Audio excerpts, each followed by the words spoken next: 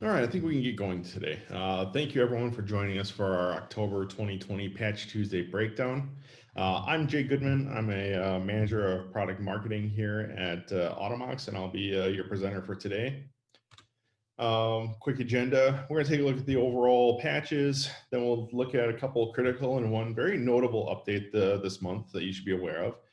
Then we got time for some Q&A. After the Q&A, we'll take a look at a giveaway for Prime Day. That's pretty exciting. And finally, we'll wrap it up with what's coming down the pipeline in terms of webinars from Automox.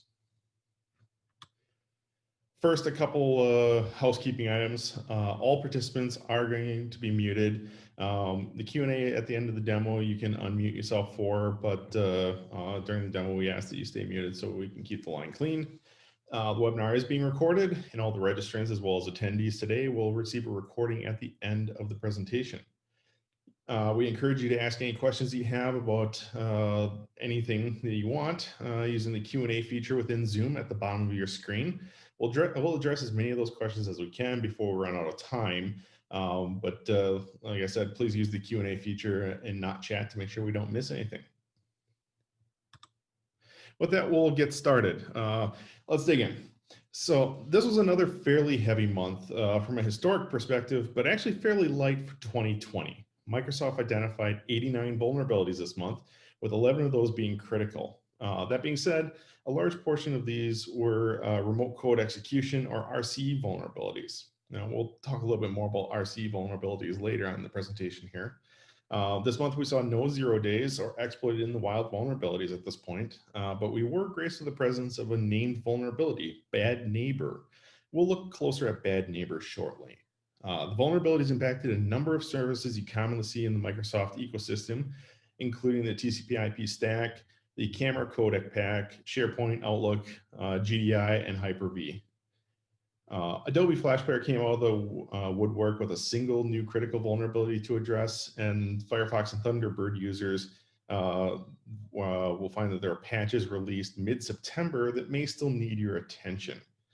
Finally, as we always say, deploying out these patches in a timely manner continues to be more and more important, especially for your remote workforces. The idea of a traditional office setting is both becoming a distant memory and slowly disappearing from organizations' plans moving forward. The shift is here to stay for many of your companies, and given this change, it is critical that you make sure that you have a simple and efficient approach to patching and securing those remote endpoints. So let's get into some of the vulnerabilities this month from Microsoft. Let's start with the vulnerabilities discovered in the Microsoft Graphics Component, or GDI. These are CVE 16.9.11 and 16.9.23. Both vulnerabilities exist in the way that Microsoft GDI, or the graphics device interface, handle objects in memory, and both allow remote code execution as a result of the exploitation. RCE is something we actually want to talk a little bit more about this month in depth. RCEs remain a constant and significant challenge for IT ops and SecOps teams. These vulnerabilities, when exploited, provide the attacker with initial access to a system without any user interaction. The latter is often the most important part. Unlike a malicious attachment in a phishing email or a Trojan horse that you download when trying to install like a Minecraft mod or something, all the attacker needs to do is find an unpatched system, send the exploit, and wait for the vulnerable system to give them access. Once that attacker has access to the system, there are numerous ways the attacker could do damage. They could exfiltrate sensitive data, escalate privileges, propagate to additional systems on the network to gain a larger foothold, or even drop ransomware and force the system's owner to pay to get access back. We're continuing to see more and more RCEs pop up, and taking the time to address these critical vulnerabilities, given the cascading impacts of a single exploitation within your environment, is critical. Next up, we have another vulnerability in Outlook, CVE 16.9.47. This is a vulnerability in the memory handling within Microsoft Office, and like the GDI vulnerabilities, leads to remote code execution. This vulnerability is labeled less likely to be exploited with the preview pane feature of Outlook listed as an attack vector. Given the prevalence of email for weaponization, however, it is highly recommended that you patch this vulnerability immediately. SharePoint had two critical vulnerabilities, 16.9.51 and 9.52. Again, these are remote code execution vulnerabilities. It feels like a broken record, but that's what it is. These are within SharePoint due to a validation failure of the application package source markup. This vulnerability can be limited in scope by proper patching, as well as adherence to the principle of least privilege within your RBAC configurations in SharePoint. But we do recommend that you go ahead and get these patched as soon as possible. Next up, we've got the Windows codec libraries. So there's CVEs 16967 and 968. They're remote code execution vulnerabilities in the Windows Camera Codec Pack. These vulnerabilities exploit how the codecs handle objects in memory and can lead to RCE. Windows Camera Codec Pack is present in most builds of Windows 10. Malicious actors can use this vulnerability to take control of the affected system, install programs, view or change data, or create user accounts with full user rights. Like we said before, remote code execution vulnerabilities are particularly nefarious given that they enable attackers to directly run malicious code on the exploited systems with no interaction from the user on those systems. And then lastly, we have CVE 2020-16898, which is a critical vulnerability in the TCP IP stack in Windows 10 and Server 2019. We're going to dive into this a little bit deeper on a separate slide in just a moment. But first, we're going to take a look at what's going on with Adobe and Chrome. Adobe continues to be relatively quiet, but a bit surprising. Adobe released the first critical update for Adobe Flash Player in quite a while. Bulletin APSB 20-58 is for a null pointer deference vulnerability leading to arbitrary code execution, another fancy word for RCE, in Adobe Flash Player. Platforms impacted include Windows RT, Server 2012, Server 2012 R2, 2016, 2019, and Windows 10 32 and 64-bit flavors. As is typically the case with Flash Player vulnerabilities, web-based exploitation is the primary vector of exploitation, but not the only one. These vulnerabilities can be exploited through an embedded ActiveX control in a Microsoft Office document or any application that uses the IE rendering engine. As a security best practice, remediation of commonly exploitable or recurring threat vectors is always strongly encouraged. For organizations that can't remove Adobe Flash due to a business critical function, it's recommended to mitigate the threat potential of these vulnerabilities by preventing Adobe Flash Player from running altogether via the kill bit feature, where you can set a group policy to turn off initialization of Flash objects, or just limit Trust Center settings promptly for activating scripting elements until your team can properly patch the vulnerabilities.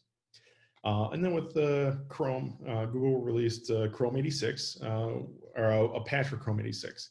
It's 86.0.4240.75.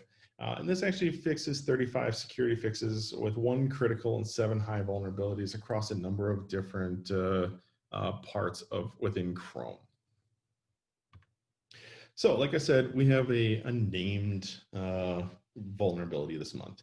This is CVE 2020-16898. It's easily the most highly impactful vulnerability to be patched this month.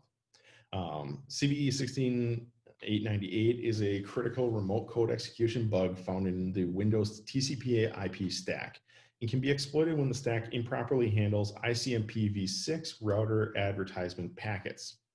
ICMP v6 is an integral part of the IPv6 and performs error reporting and diagnostic functions commonly implemented when someone issues the ping command from a terminal or command prompt.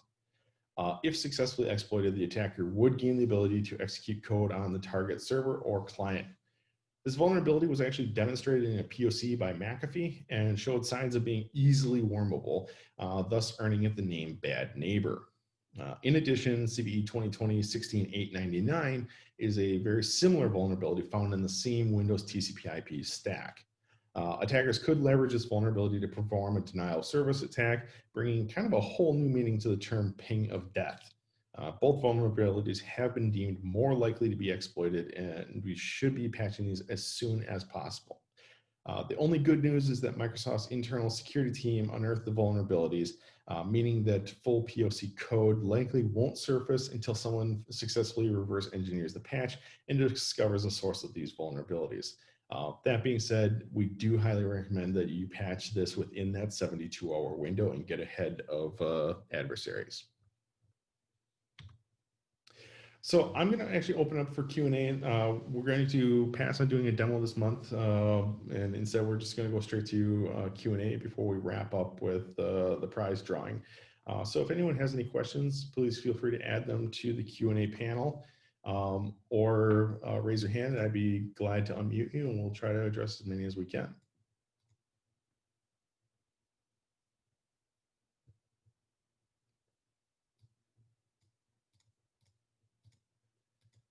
All right, actually a fairly quiet crowd. Oh, so there's one question. Is the bad neighbor specifically to IPv6 still vulnerable if we disable IPv6? So if you disable IPv6, it should limit the vulnerability. You would need to have IPv6 enabled for an attacker to exploit that vulnerability. That being said, we do highly recommend that you get the bad neighbor patched as soon as possible. It's just best practice to be addressing your critical vulnerabilities, regardless of whether there's an alternative way to mitigate or not. But we do understand that sometimes you do need to mitigate in the short term for mission critical systems that you can't take out of band for a limited period of time.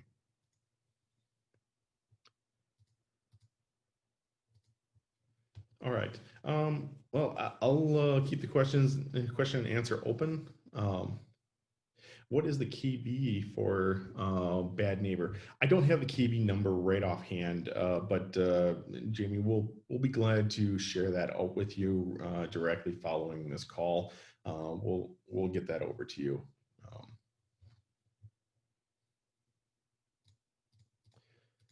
All right, we'll go on to the drawing quickly, and if anyone has any other questions, we'll be glad to jump back to Q&A right after this.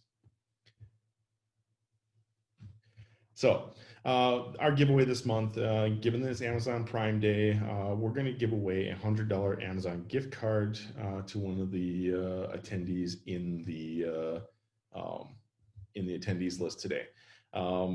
We're going to deliver this digitally, so you can actually spend it today and use the gift card on Prime Day. And I think Taylor is going to draw that number right now, and we will contact the winner immediately and arrange for that gift card to be delivered. So Taylor, do you want to do a quick random on that list, and we'll figure out who our winner is?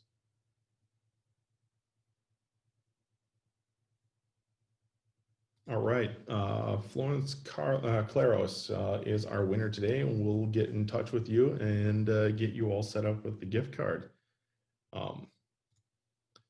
Otherwise, the only other thing I want to do quickly is talk a little bit about some of the stuff we have upcoming. Later today, we have the weekly group Automox demo for those of you looking to see Automox in action. That's at 1 p.m. Eastern Time. On the 22nd, we have our standard office hours Q&A, where you can come and ask questions about Automox or best practices, and we can help you out with anything you need. And that's at 2 p.m. Eastern Time on the 22nd. And then finally, we have kind of a neat one coming up at the end of the month, Campfire Cyber Stories webinar, hosted by our own Nick Tolstashev, and that'll be at 2 p.m. Eastern Time on the 30th. I'm going to check the Q&A one last time, but otherwise I think we will be wrapping it up today a little bit earlier than normal.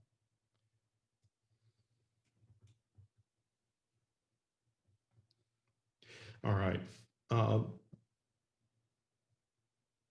Andrew, yes. The question is, are you going to be sending out invites to these events? Absolutely. We'll have an email following the webinar today that'll have invite info for the Campfire Cybersecurity Stories webinar, as well as you can take a look at our website, and we have all of those webinars there that you can register for at any time. All right. I think that about does it then. Florence, if you could go ahead and, yeah, well, actually, you're ahead of me. Thank you very much. We are good to go then. Thank you all for attending and have a wonderful rest of your day.